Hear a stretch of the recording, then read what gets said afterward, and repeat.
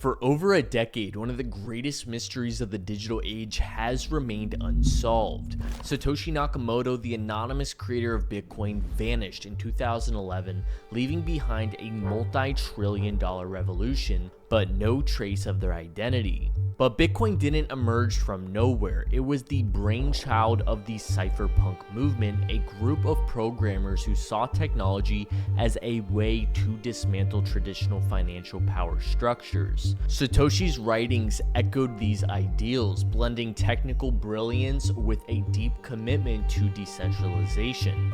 You see, there's another figure outside of the cypherpunk group, one who is just as obsessed with the same key issues and has been hiding in plain sight this entire time.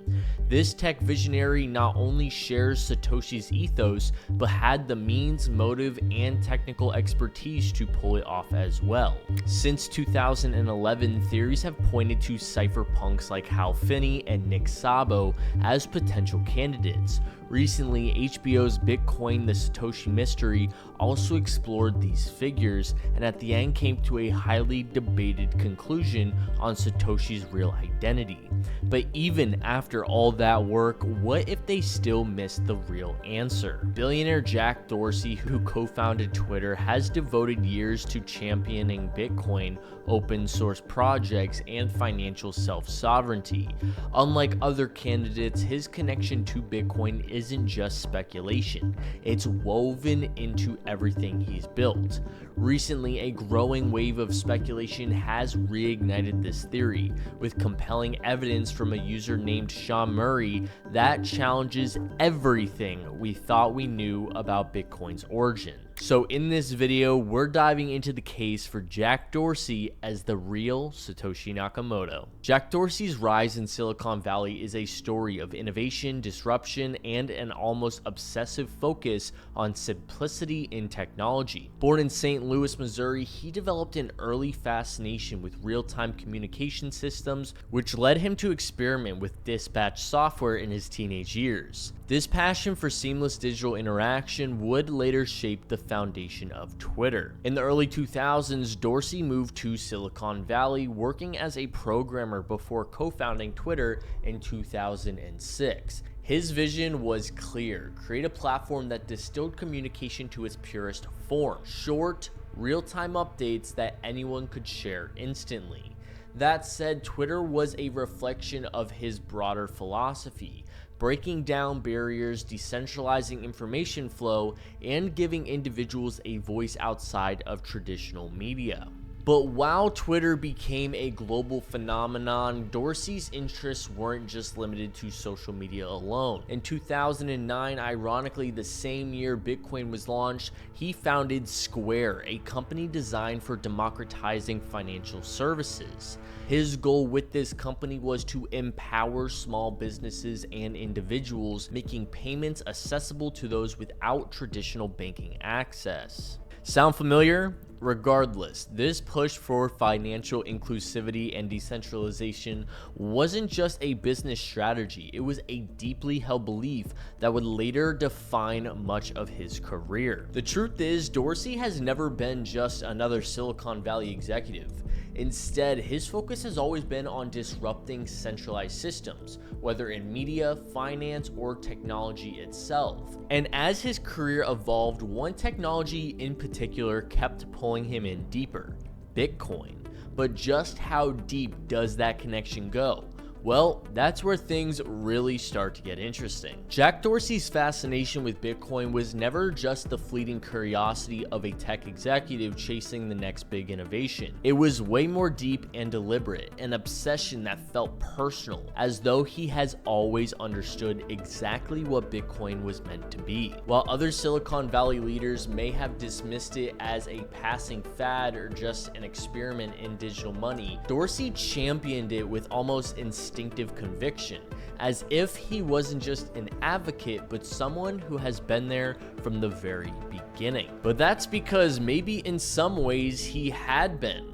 Long before Bitcoin's white paper was ever published, Dorsey was immersed in the world of cryptography and digital autonomy. In the late 90s, he wasn't just a computer science student, he was an actual cypherpunk, a member of the underground movement dedicated to building privacy-focused technology. He subscribed to cryptographic mailing lists, studied encryption, and wrote about the power of being synonymous, which is the practice of using a consistent alias while keeping one's real identity hidden. His college yearbook even captured him wearing an Adam Back t-shirt, a nod to the very man whose work laid the foundation for Bitcoin's proof-of-work system.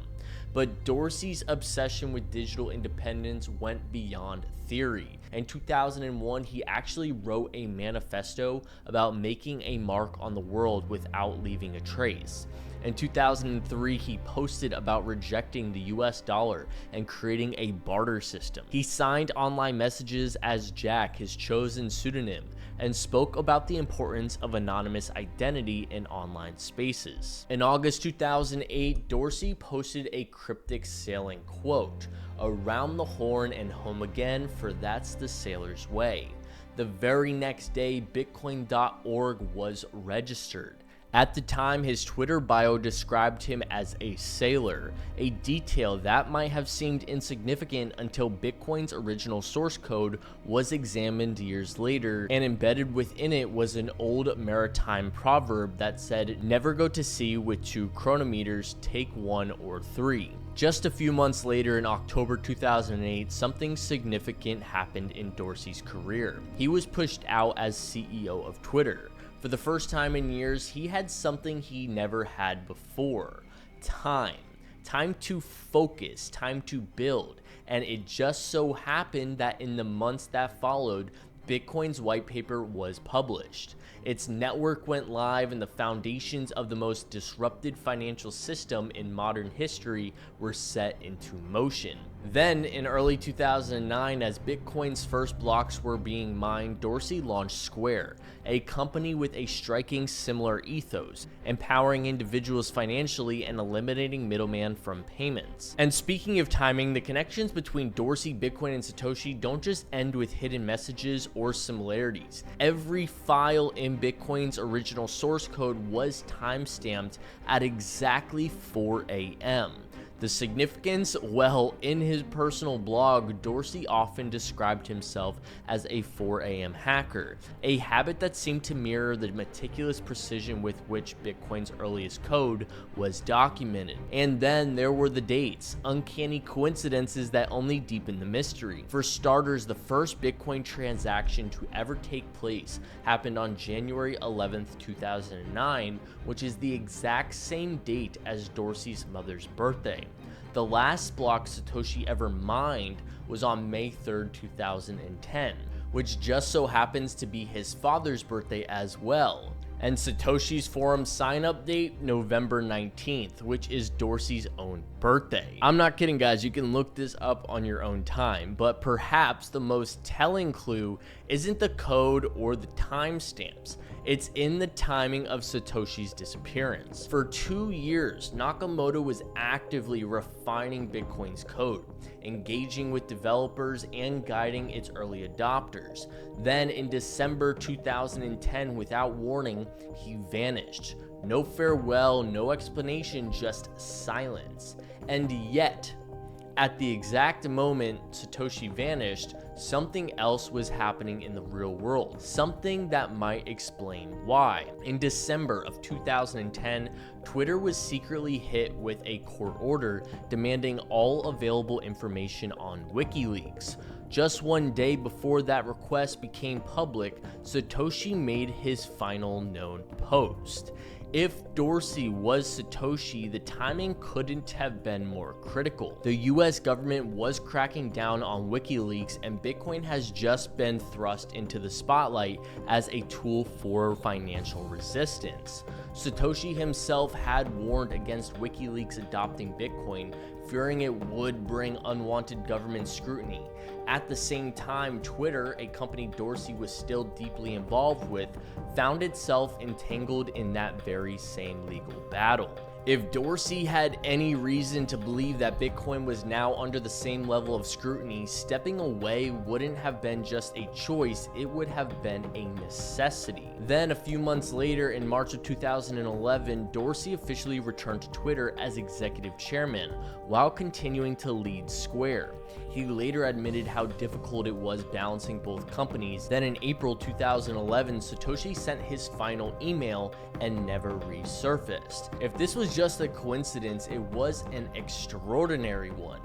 But if Dorsey was Satoshi, then his disappearance wasn't an accident, it was a carefully timed exit. However, even years after Satoshi's disappearance, the trail still didn't go cold. In 2014, Satoshi's old email was hacked, and the hacker claimed to have found a connection between him and St. Louis, Dorsey's hometown. Then in 2015, something else unexpectedly happened. Satoshi suddenly reappeared on the Bitcoin mailing list amidst the heated block size debate. The message shocked many in the Bitcoin community, with some questioning whether it was really him. Years later in 2020, another clue surfaced. A message signed by 145 dormant Bitcoin addresses denounced Craig Wright's claim to be Satoshi. Among them was one of the oldest addresses, which claimed one Jack, Dorsey's old pseudonym. It was a subtle but unmistakable detail, one that seemed to tie Bitcoin's past to Dorsey's own digital footprint. Now, all of this being said, Dorsey has never actually admitted to being Satoshi, but at times it feels as though he doesn't need to. For example, in 2023, when reflecting on Bitcoin's origin, he made a cryptic remark. Bitcoin and Satoshi in 2009 was a combination of my childhood and my curiosity and everything that I aspired to be and everything that I loved. A denial would be simple and plentiful, but instead Dorsey leaves behind riddles, just as Satoshi always did. And of course, there are always those who say Satoshi never wanted to be found, but as Dorsey himself once pointed out, Satoshi didn't choose to be anonymous, he chose to be synonymous, a carefully crafted identity. A disappearing act that wasn't just about secrecy, but about making a statement. That said, if Dorsey was Satoshi, the question isn't why he wouldn't admit to it, the question is why he ever would. Still, as compelling as this case may seem, compelling isn't the same as conclusive. The connections between the coincidences, the perfect aligned timeline, each piece of evidence builds an intriguing narrative. But does it prove anything beyond doubt? Well, there are reasons to believe despite all of this, Jack Dorsey may not be the mastermind behind Bitcoin after all. And if we take a closer look, some contradictions start to emerge. The theory that Jack Dorsey is Satoshi Nakamoto definitely presents an intriguing case. After all, his philosophy does align with Bitcoin's core principles, his timeline coincides with Bitcoin's emergence, and overall, the circumstantial evidence is difficult to ignore. But as I said, compelling doesn't mean conclusive, and when you examine the information more closely, a handful of contradictions begin to emerge. For starters, one of the stronger counter-arguments that Dorsey is not Satoshi can be found within the fundamental ethos of Bitcoin itself. Satoshi Nakamoto created a censorship-resistant decentralized currency designed to exist beyond control of any government or corporation. Yet, under Dorsey's leadership, Twitter repeatedly complied with government requests to moderate content, including the infamous secret court order in 2010 that forced the company to hand over information on WikiLeaks. Would the same person who built Bitcoin, a tool to resist financial oppression, also oversee one of the most powerful information platforms, bowing to state intervention? Then there's the matter of Satoshi's Bitcoin holdings. If Dorsey were Satoshi, he would have access to approximately 1 million Bitcoin, now worth nearly $100 billion. Some argue that the fact these coins have never moved could disprove the theory, or maybe there's a much bigger issue. Imagine if Satoshi had an easy way to cash out some of his holdings. Instead of dealing with complicated exchanges or waiting days for transactions to process, he could have just tapped a few buttons and moved on. Of course, that infrastructure didn't exist back then, but it does exist today, and that's exactly what today's sponsor, OffRamp, is all about. I know I am not the only one that has tried to withdraw crypto just to have 10 hurdles in the process. You know the struggle. High fees, long wait times, and a confusing process as a whole. But in 2025, it simply shouldn't be that way anymore. OffRamp seamlessly lets you send your crypto straight from your bank account or debit card with low fees and quick processing times. No headaches and no uncertainty.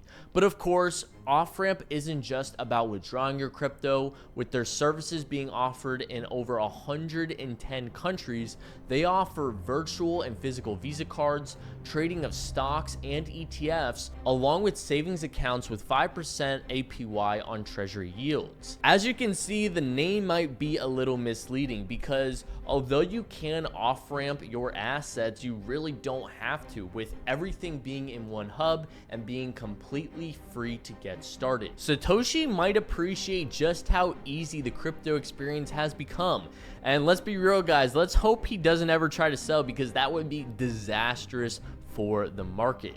The fear index will be all the way negative 100. But if you're ready to move your crypto into real world spending, check out OffRamp with the link in the description below and see how effortlessly it can be for you. All right, now aside from Dorsey's time at Twitter and speculation of his holdings, there is also the question of how Dorsey has publicly engaged with Bitcoin. Some argue that Satoshi, a figure that carefully chose to be synonymous and ultimately disappeared, wouldn't parade around in a Satoshi t-shirt, let alone wear it at the Super Bowl as Dorsey did. Maybe he just doesn't care anymore. Skeptics also point to the lack of definitive proof. Cypherpunk Jameson Lopp has criticized those who push Satoshi theories without hard evidence, warning that publicly accusing someone of being Bitcoin's creator isn't just speculative, it's dangerous. He remarked that anyone making such claims is painting a target on them, risking not only the individual's safety but potentially those close to him. So, could Dorsey be Satoshi? Well, the case is certainly stronger than any before it, but at the end of the day, unless undeniable proof emerges, the mystery remains just a mystery. And maybe, just maybe, that's exactly how it's meant to be. Perhaps the real question isn't whether Jack Dorsey is Satoshi or even who Satoshi is at all, but rather, why do we feel the need to know in the first place? You see, the true beauty of Bitcoin isn't just its decentralization of finance, it's that every part of its existence embodies that very principle. A currency with no rulers, a network with no gatekeepers, a revolution without a face. Bitcoin was designed to belong to no one. Its strength lies in its leaderless nature and the fact that it stands apart from the systems it was meant to disrupt. That being said, maybe Satoshi disappearing wasn't a flaw, but instead a final, necessary step making Bitcoin what it is today. After all, some mysteries don't need solving, and maybe this is one of them.